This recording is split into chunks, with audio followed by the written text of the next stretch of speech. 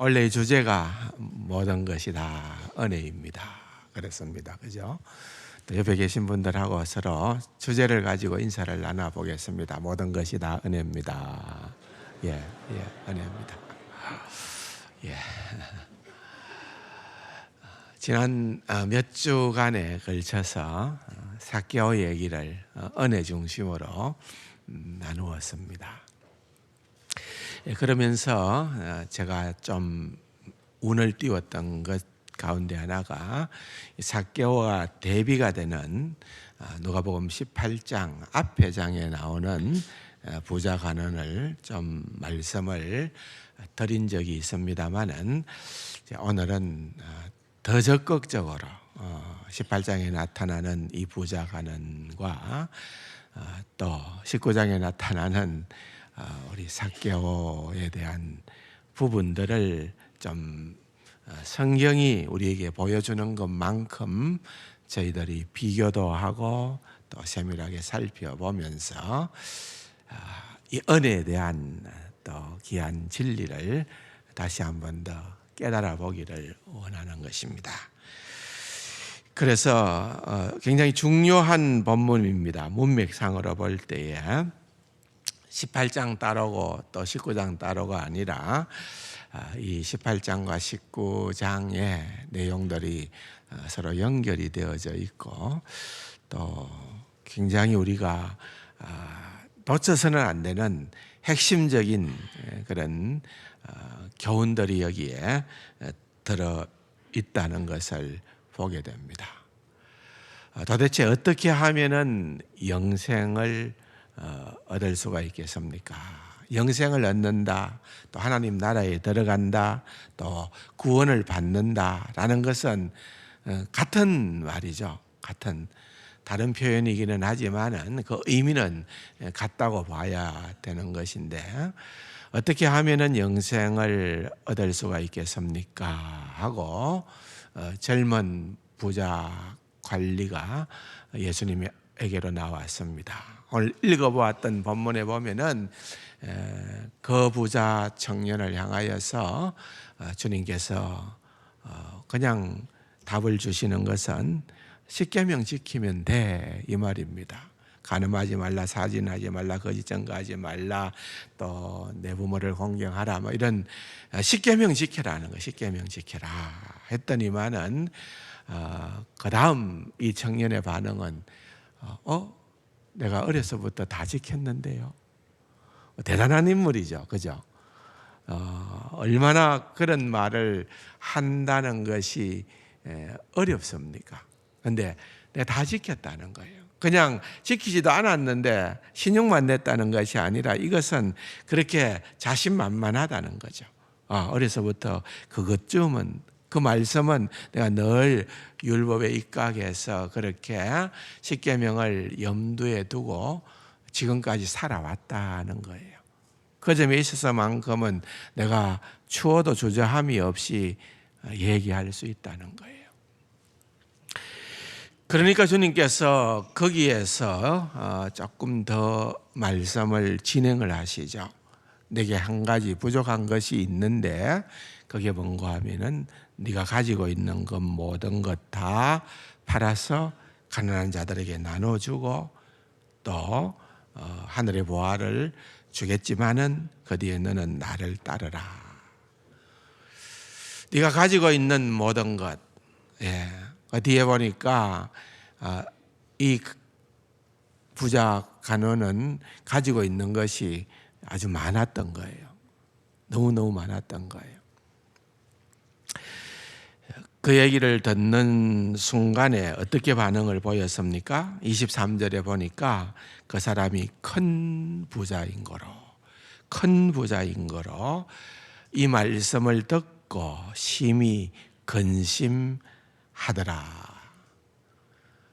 이 사건이 마태복음과 또 마가복음에도 기록되어져 있는데 여기에서 누가복음은 그냥 근심하더라고 끝이 나지만은 다른 타복음서에서는 어떻게 기록을 하고 있는가 하면은 근심하고 주님을 떠났다 그랬어요. 무슨 말입니까?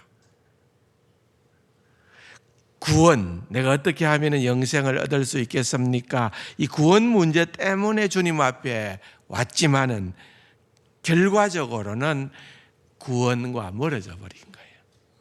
구원과 멀어져 버린 그런 결과적 사건의 인물로 묘사를 하고 있습니다. 반면에 우리가 몇 주 동안 살펴보았던 19장에 나타나는 삭개오는 어떻습니까? 그는 그렇게 열심으로 율법을 지킨 그런 인물도 아니었어요.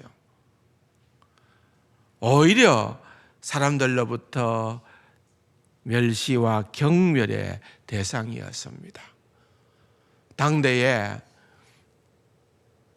또한 창녀나 같은 사람으로 인식이 되어 사람들로부터 죄인이라고 손가락질을 받았던 그런 부류의 사람이 바로 세리였습니다. 장입니다. 세리 장이었어요. 로마 제국에 딱 붙어서 유대인들의 그 고혈을 짜서 어쨌든 원하는 액수만큼은 세금으로 바치고 나머지는 얼마를 챙기든지 그것은 자기의 고유한 특권이었기 때문에 오히려 더 이를 악물었을 수도 있을 거예요. 너가 나를 멸시해, 경멸해, 그래 나는 너희들한테 어떻게 해서든 돈을 갈취하겠다. 로마가 주는 그런 힘과 권력을 가지고 유대인들의 재산을 할 수 있는 한 착취를 했겠죠. 그래서 큰 부자가 되었습니다. 그런데 어느 날 예수 그리스도께서 그 마을 오신다는 얘기가 들려지는 겁니다. 그분은 소문에 의하면은 세리든 창녀든 그런 죄인의 친구가 되시는 분이라는 얘기를 들었는데 그분은 누군지는 몰라도 정말 대단한 사람인 것 같은데 내가 그분을 만나고 싶다. 그분이 도대체 어떠한 분인가 내가 한번 꼭 보고 싶다. 사람들이 많았습니다.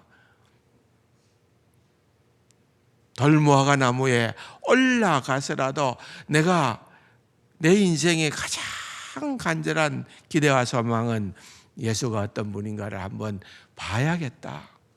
그렇게 작정을 하고 모든 염치를 다 무릅쓰고 그렇게 나무에 올라섰습니다. 웬일입니까?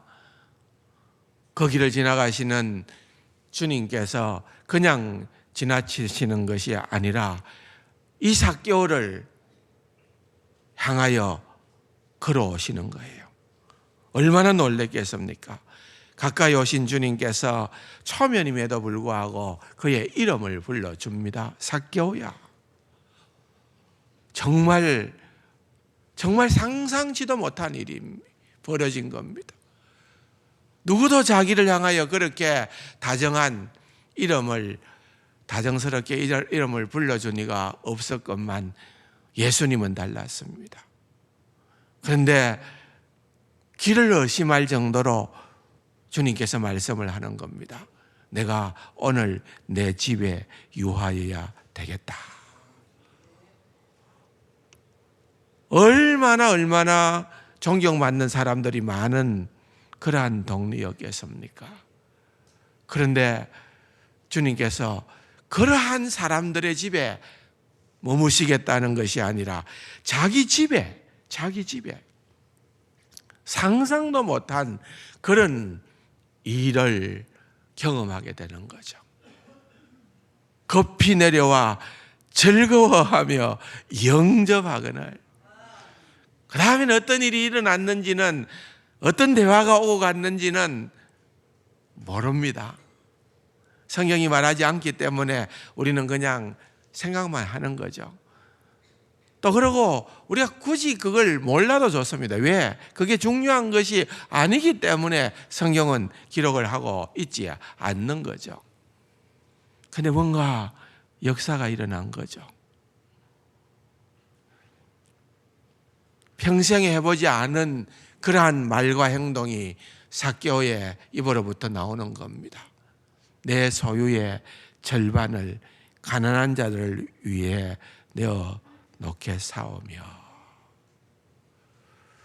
내가 누구의 것을 속여 빼앗은 것이 있다면은 그 당시 율법이 정한 최고 수준의 그런 보상을 해주겠다는 거예요.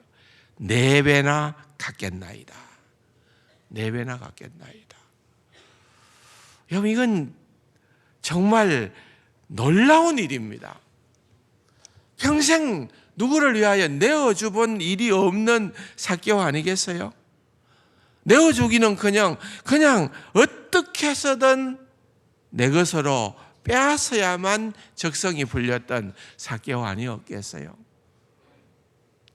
그런데 그 엄청난 부자였던 삭개오가 자기의 것을 절반이나 내어 놓겠다는 거예요. 주님께서 말씀하십니다. 뭐라고요? 이 집에 오늘 구원이 이 집에 이르렀으니 이 사람도 삭개오도 아브라함의 자손이미로다. 여러분, 이 두 사건을 놓고 우리가 한번 생각을 해보십시오. 참 아이러니한 사건 아닙니까? 우리가 일반적으로 생각할 때는 누가 구원을 받는 것이 더 합리적입니까? 그렇잖아요. 부자가 너입니다. 율법을 성실하게 수행을 했고 사람들로부터 사랑과 존경을 받고 그렇게 했던 부자가 너니 구원을 받았다 하면은 그건 그렇게 거부 반응이 없었을 거예요. 그런데 이 두 사건의 결론은 무엇입니까? 그런 사람들로부터 존경받고 인정받았던 그 부자 관리는 구원을 받지 못했고, 추정컨대 그 말이에요. 구원을 받지 못했고 삭개오는 구원을 받았다 그 말입니다. 도대체 이게 무슨 얘기를 성경은 우리에게 하고자 하는 것인가? 우리가 어떤 편견을 내려놓아야 될까? 우리가 어떤 오해를 내려놓아야 할까? 우리가 이 성경이 주는 교훈과 메시지를 어떻게 하면은 바로 알고 깨닫고 이해할 수 있을까 하는 점입니다. 그냥 주님의 말씀은 네가 가지고 있는 재산 다 팔아갖고 나누어줘. 아니면 절반이라도. 여러분, 부자가 너는 굉장히 부담스러웠을 거예요. 주님이 왜 삭개오에게는 그렇게 친절하게 했으면서도 이 부자 가난에게는 덜 친절했을까? 조금만 주님께서 사랑으로 대했으면은, 조금만 주님께서 처음부터 그렇게 세게 안 나오고 그랬으면은 상황은 달라지지 않았을까? 제자들의 반응을 보면은 재물이 있는 자는 하나님 나라에 들어가기가 얼마나 어려운지, 낙타가 바늘기로 들어가는 것이 부자가 하늘나라에 들어가는 것보다 쉽다, 그렇게 얘기를 하니까, 그런즉 누가 구원을 받겠습니까? 누가 도대체 구원의 대상이 될 수가 있겠습니까? 그렇게 제자들이 반응을 하는 것을 봅니다. 주님께서 말씀하시기를 사람으로는 할 수가 없어되 하나님만 할 수 있어. 사람은 할 수 없다는 거예요. 영생의 문제, 구원의 문제, 하나님의 나라에 들어가는 그 문제는 결단코 인간이 어떠한 일들을 행했든지 무엇을 누구보다도 월등한 그런 자기의를 갖추었든지 간에 상관이 없다는 거예요. 그걸로 구원 얻는 것이 아니라는 거예요. 다시 말하면은 모든 게 은혜로 되어진다. 그 사실을 이 두 사건을 통하여 우리에게 분명하게 보여주시고자 하는 겁니다. 조금만 더 들어가서 한번 보십시다. 희한하게도 이 두 본문이 공교롭게도 구원을 암시하거나 구원을 명확하게 드러내는 그러한 말로 표현되고 있습니다. 한 사람은 이 집에 삭개오에게 구원이 임했다, 그렇게 명확하게 얘기를 합니다. 또 한 사람은 자기의 영생의 문제를 가지고 주님 앞에 나와왔지만은 결국은 주님을 떠났다. 근심하더라. 근심하고 주님을 떠났다. 암시적으로 구원에서 멀어졌다는 것을 의미하는 거예요. 여기서 우리는 이런 질문을 한번 생각해 보는 겁니다. 오해가 일어날 수 있는 시점이 바로 이 시점인데, 야, 도대체 부자가 구원하고 멀어진 것은 자기가 가지고 있는 그 재산을 다 팔지 못했기 때문에 구원을 얻지 못한 것이냐? 그러면 여 가운데에 구원받을 사람 얼마나 될지 모르겠어요. 그죠? 분명히 그건 아닌 건 확실한데, 구원 문제가 재산을 팔고 안 팔고의 문제가 아닌 거는 분명한데, 그렇다고 구원이라고 하는 이 문제가 재산, 소유와 전혀 아무런 상관이 없는 거냐? 그건 또 보니까 분명히 아닌 것 같아요. 뭔가가 연결고리가 있는 것 같아요. 뭔가가. 그럼 뭘 이 본문이 얘기를 하고자 하는 것인가? 그냥 단순하게 부자는 천국 가는 것이, 구원받는 것이 너무 어렵다. 그래서 여러분들 속으로 이 본문을 읽는 순간에 내가 부자 아닌 것이 얼마나 감사한지, 내가 부자 아닌 것이 얼마나 감사한지, 혹시 그렇게 스스로를 위로하시는 분이 계시나요? 여러분, 이것도 하나의 오해입니다. 물론 성경 전체의 관점은 아닐는지 모르지만은, 여러분, 구약 성경의 관점에는 이런 부분이 있어요. 유대인들이 그 관점을 가지고 늘 생각했어요. 뭔가 하면은 하나님으로부터 복받은 사람이 부자라는 거예요. 그런 생각이 있었어요. 하나님으로부터 복을 받은 사람이 부자라는 거예요. 그 당시에 사람들이 그들이 가진 율법을 그렇게 이해했던 부분이 꽤 있었어요. 그 말은 이 부자가 천국 가는 것이 얼마나 어려운지, 이 말은 부자니까 천국 가는 게 어렵고 가난한 사람은 더 쉽다가 그 얘기를 하려는 것이 아니라, 부자는 하나님으로부터 제일 복받은 사람, 가난한 사람보다 부자가 복받은 사람인데, 부자가 그렇게 하나님 나라 들어가는 것이 그토록 어렵다고 하면은 그 누구도 들어갈 수 없다, 그 말이에요. 여러분, 잘 이해하셔야 돼요, 본문을.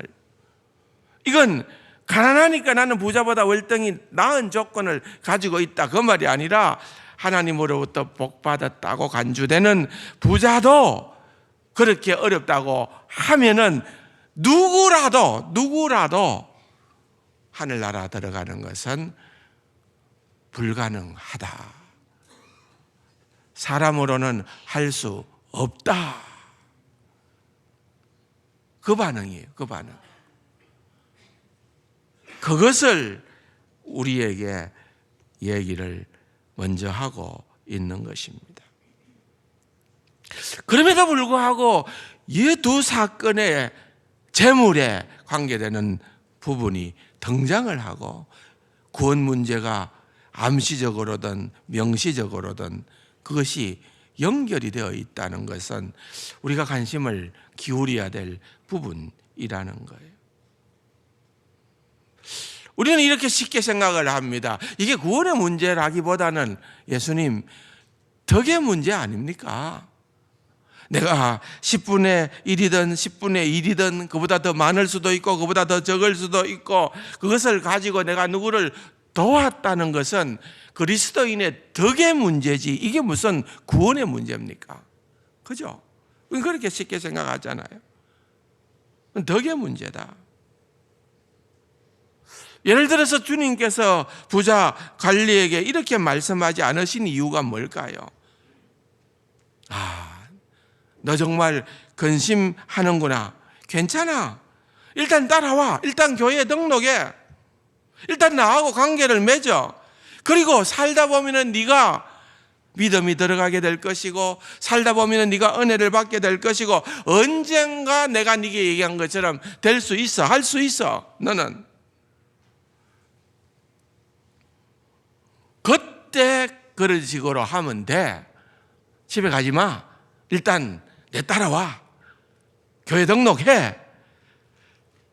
만약에 주님께서 그런 식으로 불렸다고 하면은 갔을 거예요. 갔을 거예요. 근데 주님 그렇게 안 하셨잖아요. 왜 주님께서 더 친절하게 하지 않았을까요? 또 주님이 그렇게 말씀하셨다고는 볼 수는 없겠죠. 그런 기록이 없으니까. 근데 왜 삭개오는 전부를 바쳐 이렇게 안 나오고 어쨌든 삭개오는 소유의 절반만 바쳤음에도 불구하고 소유의 절반만 바쳤음에도 불구하고 네가 구원을 받았다고 주님께서 선언을 해 주셔? 그런 말 왜 해? 오히려 그냥 야, 너 삭개오 너 형편없이 봤는데 사람들 병을 보니까 너 정말 아무것도 아닌 존재던데 너 정말 악한 존재던데 근데 이렇게 행동하는 거 보니까 너 가능성 있어. 너 훌륭한 사람 될 수 있어. 너 훌륭한 사람이 될 거야. 대단해.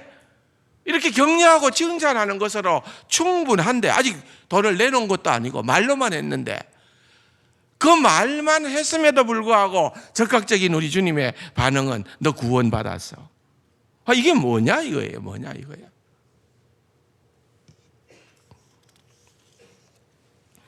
제가 얘기를 하니까 여러분들이 그렇겠다 생각이 들지만 안 그러면 생각도 안 했겠죠. 그렇잖아요. 진짜 그렇. 만약에 또 다시 생각해 보자는 거예요.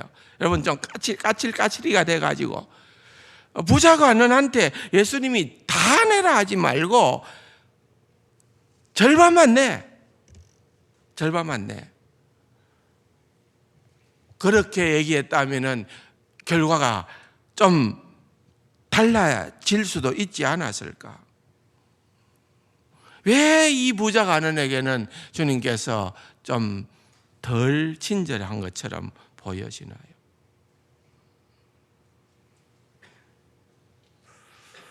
삭개오는 소유의 전체가 아니고 절반이다는 것.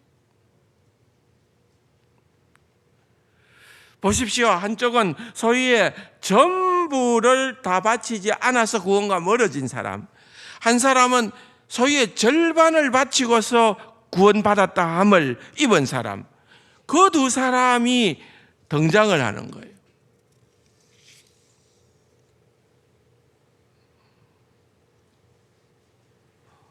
뭔가 주님께서 의도적인 차이를 두는 것 같아 보이지 않나요? 여러분 기준은 같아야 되잖아요. 기준이 있다면은 삭개오에게도 너도 다 바쳐. 다 바치면은 내가 구원해 줄게. 아니면은 부자관원에게 너 절반만 바쳐도 돼. 그러면 내가 해 줄게. 어떤 기준점이 동일하지도 않고 뭔가 이상하다는 거예요. 우리가 또 이런 질문을 할 수도 있는 거예요. 삭개오는 소유의 절반을 바치고 구원을 얻었다고 하면은 만약에 그 표면적으로 나타나는 그 내용이 그런 것들로 재산으로 말미암아 구원을 받는 걸로 연결을 시킨다면은, 그러면은 나는 절반은 못하고 나는 또 조금 더 약해가지고 나는 3분의 1 바쳤는데, 누구는 4분의 1 바쳤는데, 나는 5분의 1 바치는데, 그럼 그 사람은 구원하고 상관이 없는 자냐?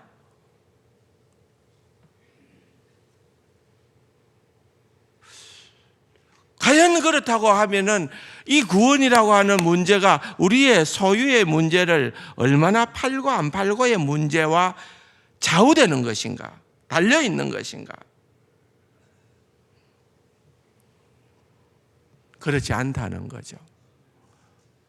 거기에 좌우되는 것은 분명히 아니지만은, 그러나 관계가 있다는 거죠. 관계는.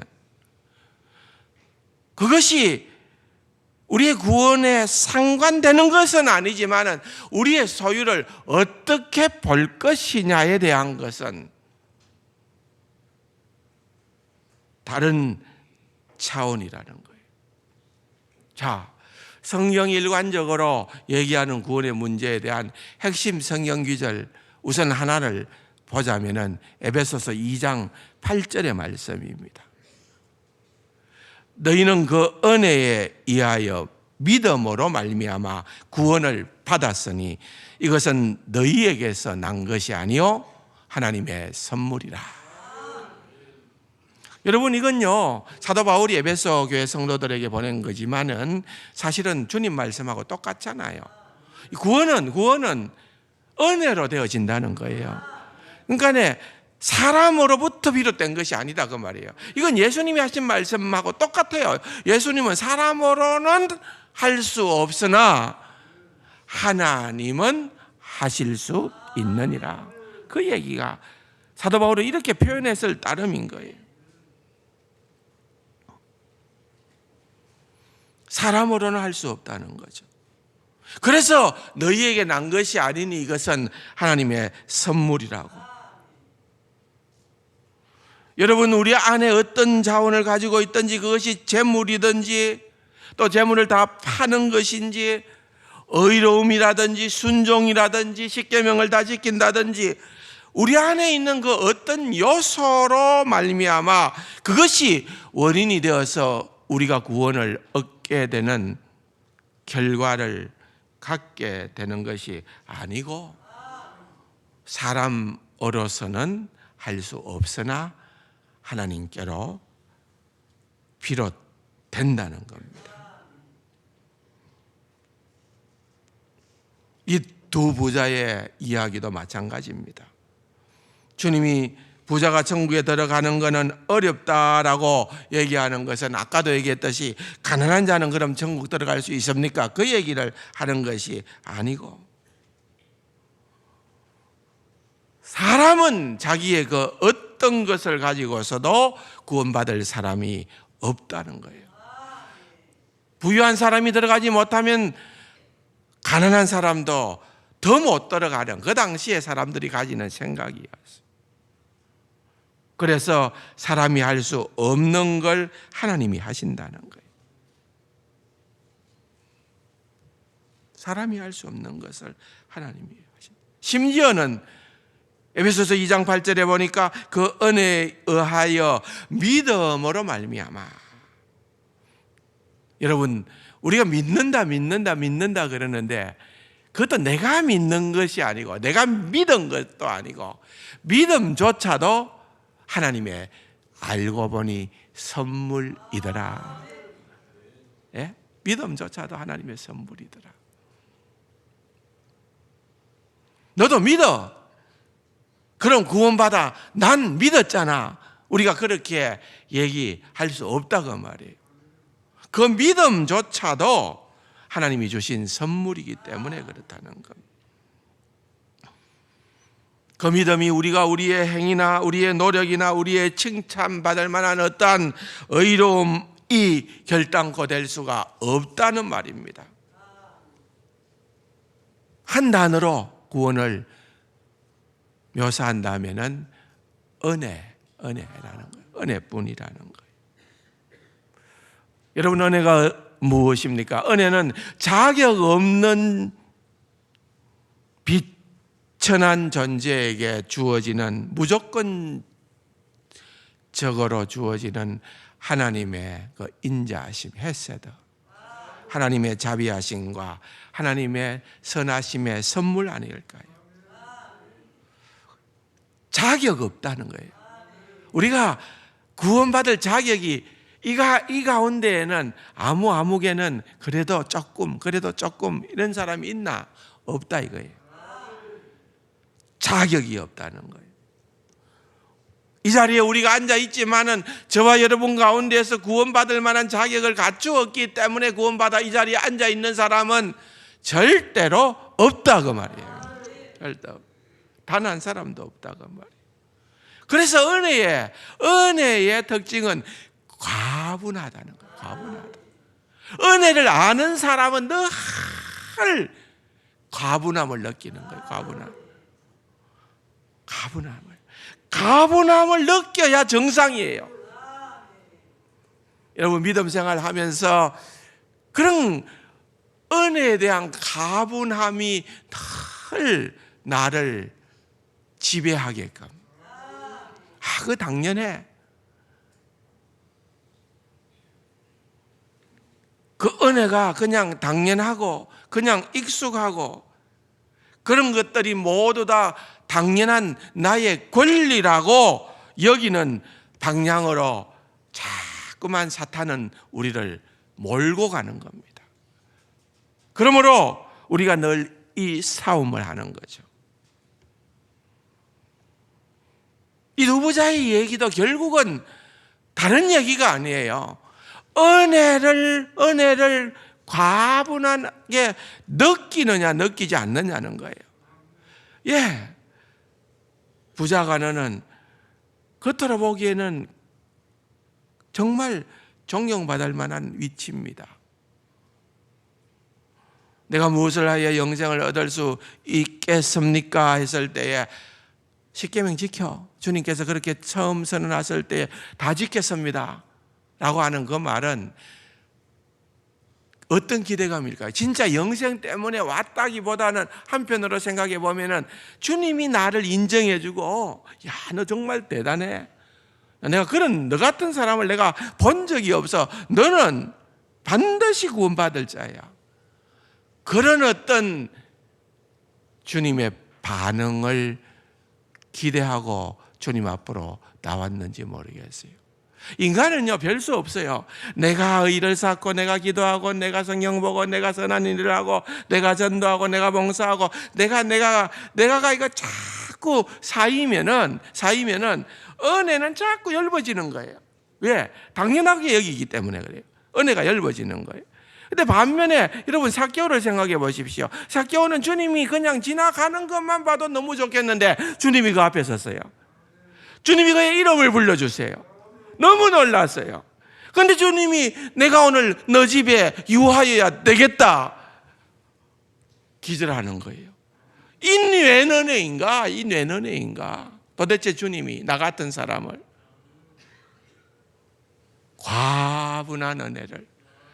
과분한 은혜를 깨달은 거예요. 그 어떤 기록이 없으니까 우리가 잘 모르겠어요.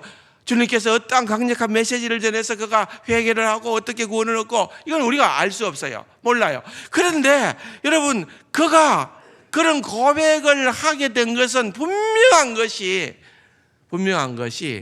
그것은 바로 은혜의 결과물이라는 거예요. 은혜의 결과물이. 그 은혜를 알게 되니까 소유의 절반 내가 누구의 것을 토색한 것이 있으면 4배나. 여러분 진짜로 만약에 주님께서 야 삭개오 너 절반이 뭐냐? 나머지 절반은 어쩔래? 주님 그것도요. 그거 은혜 받은 자예요. 은혜 받은 자. 그렇게 안 하겠어요? 여러분 11조를 하는데 계산을 합니다. 은혜 받은 자는 언제나 11조를 하고 더 하고 싶어서 몸부림을 쳐요. 은혜를 놓쳐버리면은 자꾸 계산합니다. 요거 떼야 되고 요거 떼야 되고 요건 또 아니고, 그러고도 아깝고. 왜? 은혜가 메말랐기 때문에 그런 거예요. 결정적인 해답은 뭐라고요? 은혜라는 거예요. 은혜. 이 두 부자 이야기의 핵심적인 내용은 은혜라는 거예요. 은혜. 은혜를 받아야 그 결과로 우리의 인생관이 바뀌는 거예요. 우리의 세계관이 바뀌는 거예요. 우리가 참 하나님의 창조의 목적대로 회복되어지는 거예요. 그건 다음 주일에. 오늘 여러분들에게 말씀드리는 것이 바로 이 은혜에 대한 이야기입니다. 올 한 해는 이 은혜에 그야말로 충만하게 잠기어 살아가는 우리 세간 가족들이 다 될 수 있기를 주님의 이름으로 축원합니다. 참 좋으신 아버지 하나님, 놀라운 은혜, 그 은혜를 깨달아 누리고 증거하며 살아가는 우리 세간 가족들 다 되게 하여 주옵소서. 존귀하신 예수님의 이름으로 감사기도 드립니다. 아멘.